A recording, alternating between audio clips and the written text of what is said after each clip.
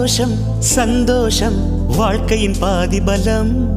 சந்தோஷம் இல்லை என்றால் மனிதர்க்கு ஏது பலம்? புயல் மையம் கொண்டால் மழை மண்ணில் உண்டு. எந்த தீமைக்குள்ளும் சிறு நன்மை உண்டு. ஓ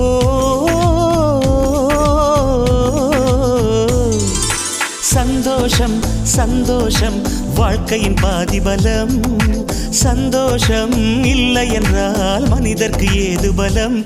புயல் மையம் கொண்டால் மழை மண்ணில் உண்டு. எந்த தீமைக்குள்ளும் சிறு நன்மை உண்டு. ஓ